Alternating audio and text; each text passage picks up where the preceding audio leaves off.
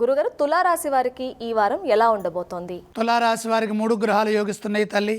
3వ రాశిలో చంద్రుడు, 9లో శుక్రుడు, 6లో రాహు. ఏకాగ్రతతో పనులు మొదలు పెట్టండి. ఆర్థిక పరమైనటువంటి శుభాలు కలుగుతాయి.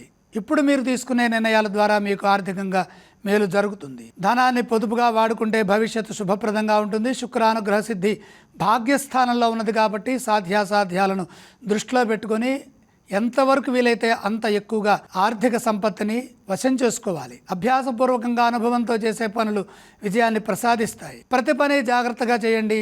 దేనికి తొందర వద్దు. లోతుగా ఆలోచించండి. శాంత చిత్తంతో ధైర్యంగా మీ కర్తవ్యాలను మీరు నిర్వర్తించడం ద్వారా మీ విశ్వాసంతో మీరు విజయాలు సాధిస్తారు. ధర్మదేవత అనుగ్రహ కటాక్ష సిద్ధి కలుగుతుంది. నిరంతరంగా చేసేటటువంటి మీ కృషి సత్ఫలితాలను ఇస్తుంది.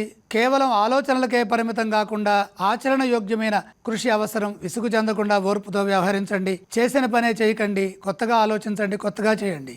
ఎవరి మాటలు మనసుకు తీసుకోవద్దు. లక్ష్యం పూర్తయ్యే వరకు పనులను మధ్యలో ఆపవద్దు. మిత్రుల సహకారం చాలా వరకు రక్షిస్తుంది. కుటుంబ సభ్యుల సూచనలు పనిచేస్తాయి. మొహమాటం వల్ల ఇబ్బందులు రాకుండా జాగ్రత్త పడండి. ఈ రాశి వారు ఏ స్తోత్రాన్ని పఠిస్తే మంచిది? తులారాశి వారు నవగ్రహ శ్లోకాలు చదువుకోవాల్సిన అవసరం ఉన్నది. తులారాశి వారు ఏ ఆలయాన్ని సందర్శించాలి? నవగ్రహాలను దర్శించండి. తులారాశి వారు ఏ విధానం చేస్తే మంచిదంటారు? నవధాన్యం నవగ్రహ పాదాల దగ్గర ఉంచి నమస్కారం చేయండి.